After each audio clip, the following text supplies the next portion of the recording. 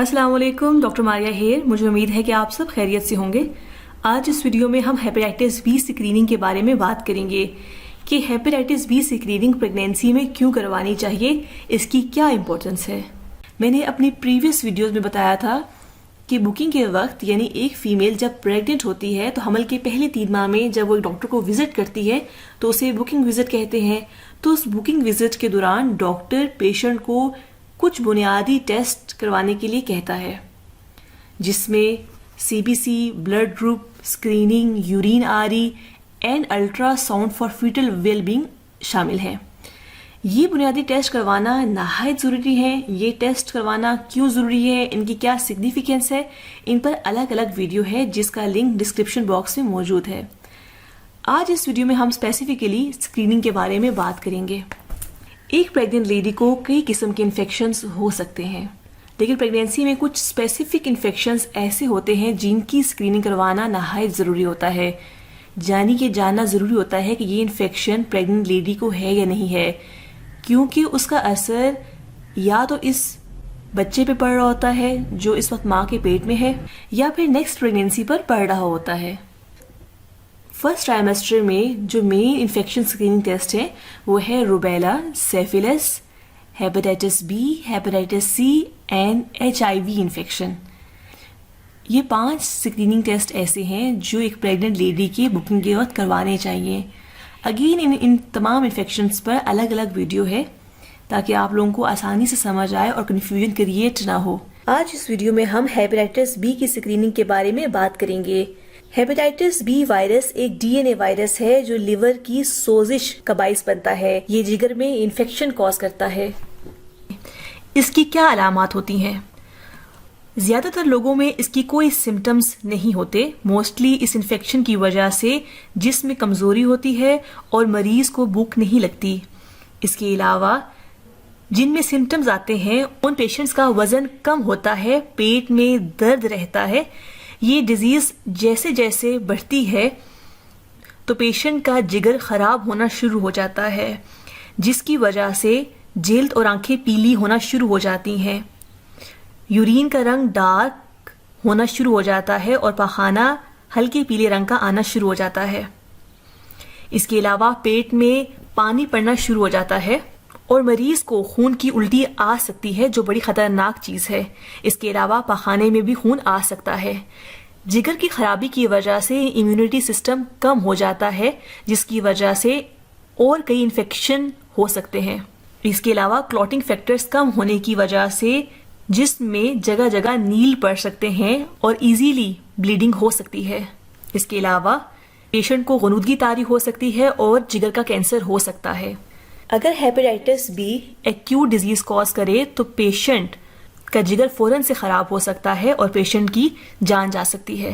لیکن hepatitis B mostly chronic liver disease cause کرتا ہے، یعنی آہستہ آہستہ یہ علامات آئیں گی، آہستہ آہستہ جگر خراب ہوگا اور جگر ایک دفعہ خراب ہو جائے، ایک دفعہ سکڑنا شروع ہو جائے تو دوبارہ سے ہم اس کو اصلی حالت میں نہیں لا سکتے.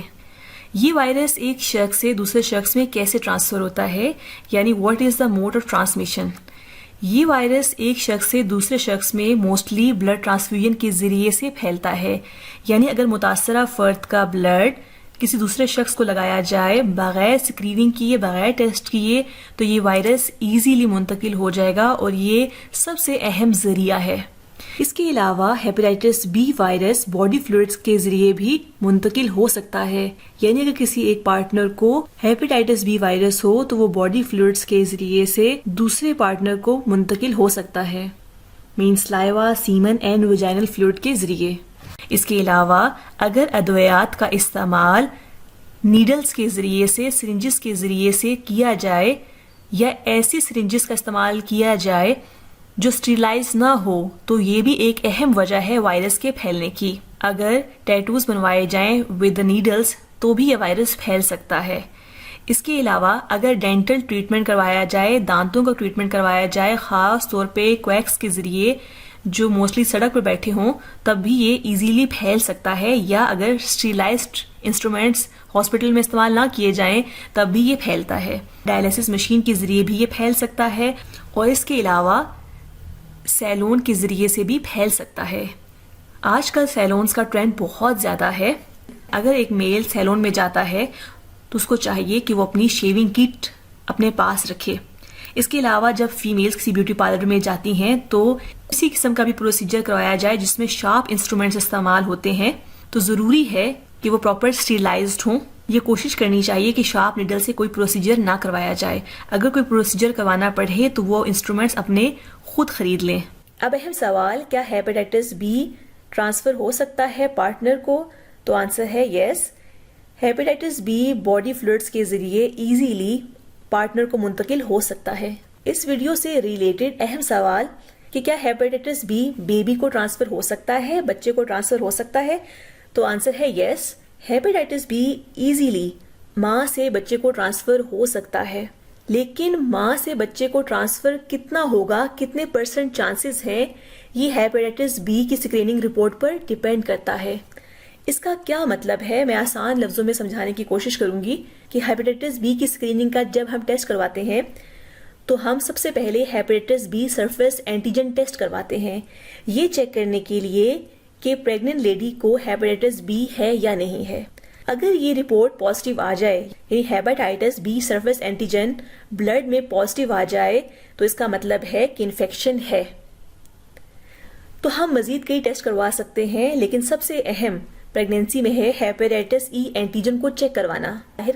ہیپیٹائٹس ای اینٹیجن یہ ظاہر کرتا ہے کہ ایسی حاملہ خاتون میں یہ انفیکشن بڑی جلدی سے ڈیوائڈ کر رہا ہے اور ایسی حاملہ خاتون سے دوسرے شخص یا بچے میں کے منتقلی کے چانسز بہت زیادہ ہیں, یعنی ہائیلی انفیکٹیو سٹیج ہے.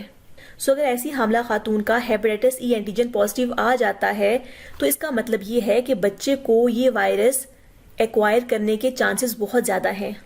اگر کسی حاملہ خاتون کا hepatitis B surface antigen positive ہے لیکن ہیپیٹائٹس ای اینٹیجن نیگیٹو ہے, تو اس کا مطلب یہ ہے کہ بچے میں وائرس کے منتقلی کے چانسز کم ہیں.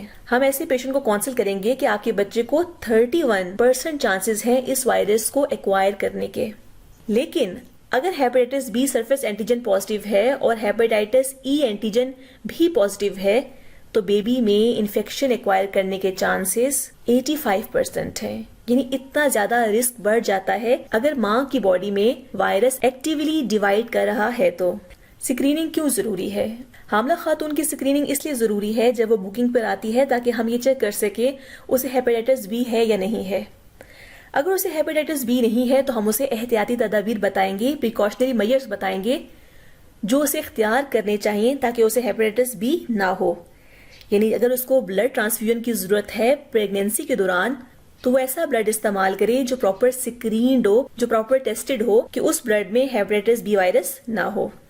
اس کے علاوہ اگر پریگنینسی میں نیڈل کے ذریعے کوئی بھی ادویات استعمال کرنی پڑ جائیں تو وہ نیڈلز, وہ سرنجز پراپرلی اسٹیرلائزڈ ہوں.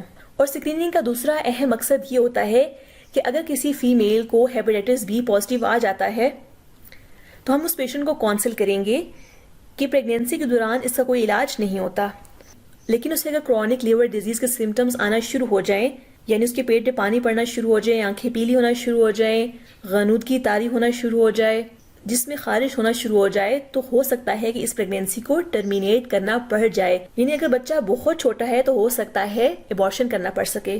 اگر بچہ تقریباً پوری مدت کا ہے تو اس کی ڈلیوری فوراً سے کروا دی جائے گی, کیونکہ ہمارے لیے ماں کی جان بچانا بچے کی جان بچانے سے زیادہ امپورٹنٹ ہے.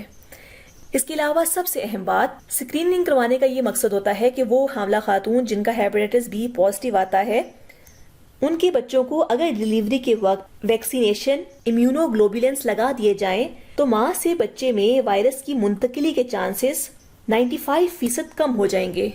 اگر کسی پریگننٹ لیڈی کو ہیپیٹائٹس بی ہے تو اس کا اثر موڈ آف ڈلیوری پر نہیں پڑتا. اگر کسی لیڈی کو ہیپیٹائٹس بی ہے تو وہ اپنے بیبی کو بریسٹ فیڈ کروا سکتی ہے کیونکہ اس طرح سے وائرس منتقل نہیں ہوتا. Public awareness. اس ویڈیو کو بنانے کا یہ مقصد ہے کہ آپ کو ہیپیٹائٹس بی کی آگاہی فراہم کی جائے. وہ فیمیلز جنہوں نے ابھی تک ہیپیٹائٹس بی کی ویکسینیشن نہیں کروائی وہ کائنڈلی ہیپیٹائٹس بی کی ویکسینیشن کروا لیں. وہ فیمیلز جنہوں نے ہیپیٹائٹس بی کی ویکسینیشن 5 سال پہلے کروائی تھی انہیں چاہیے کہ وہ hepatitis B surface antibody test کروا لیں. یہ ٹیسٹ یہ بتائے گا کہ کہ کیا ان کی باڈی میں اینٹی باڈیز اتنے موجود ہیں کہ جو ہیپیٹائٹس بی وائرس سے فائٹ کر سکیں اور امیونٹی پرووائڈ کر سکیں. کیونکہ اگر hepatitis B surface antibodies ایک خاص لیول سے کم ہوں تو ڈاکٹر آپ کو hepatitis B booster vaccine recommend کرے گا. تو ایسی فیمیلز کو ہیپیٹائٹس بی بوسٹر ویکسینیشن کروانی چاہیے. اب سب سے امپورٹنٹ بات کہ جب کوئی بچہ پیدا ہوتا ہے تو ڈیلیوری کے فوراً بعد اسے ہیپیٹائٹس بی ویکسین کی فرسٹ ڈوز لگوا دی جاتی ہے.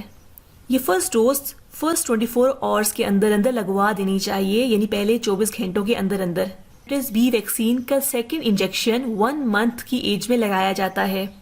تیسرا انجیکشن ہیپیٹائٹس بی ویکسین کا 6 منتھ آف ایج میں لگایا جاتا ہے. لیکن وہ نیو بورنس جن کی ماؤں کو ہیپیٹائٹس بی وائرس ہے، ان بچوں کو پیدائش کے فوراً بعد 12 گھنٹوں کے اندر نہ صرف ہیپیٹائٹس بی ویکسین کی فرسٹ ڈوز لگتی ہے، کیونکہ ہیپیٹائٹس بی ویکسین کی فرسٹ ڈوز نارملی بچوں میں ہم پہلے 24 گھنٹوں میں لگا سکتے ہیں، لیکن ان بچوں میں ہیپیٹائٹس بی ویکسین کی پہلی ڈوز ہم 12 گھنٹوں کے اندر لگاتے ہیں، اور ساتھ میں ہم ہیپیٹائٹس بی امیونوگلوبولنز بھی دیتے ہیں. ہیپیٹائٹس بی امیونوگلوبولنز کا انجیکشن بھی دینا ضروری ہوتا ہے. یہ دونوں انجیکشنز نہایت ضروری ہیں. ہیپیٹائٹس بی امیونوگلوبولنز اس لیے دیے جاتے ہیں کہ بچے کے جسم میں موجود ہیپیٹائٹس بی وائرس کے خلاف فوراً سے پروٹیکشن پرووائڈ کی جا سکے. ان شارٹ آپ کو یہ پتا ہونا چاہیے کہ آپ کو ہیپیٹائٹس بی ہے یا نہیں ہے، کیونکہ اگر ہے تو یہ ویکسینیشنز انتہائی امپورٹنٹ ہیں. اس کے ذریعے ماں سے بچے میں وائرس کی منتقلی کے چانسز 95% کم ہو سکتے ہیں. یہ آگاہی اتنی ضروری ہے آپ کے بچے کے لیے، ورنہ with the passage of time hepatitis B ہو جائے گا. اور ہیپیٹائٹس بی ایک کرونک ڈیزیز ہے، اس کی وجہ سے لیور کینسر کے چانسز بہت زیادہ ہوتے ہیں. اپنا خیال رکھیں کیونکہ یہ 2 زندگیوں کا سوال ہے. مجھے امید ہے کہ میری یہ ویڈیو آپ کے لیے انفارمیٹیو ہوگی. کائنڈلی سبسکرائب مائی چینل اور لوگوں کی آگاہی کے لیے اس کو شیئر کیجیے. تھینکس.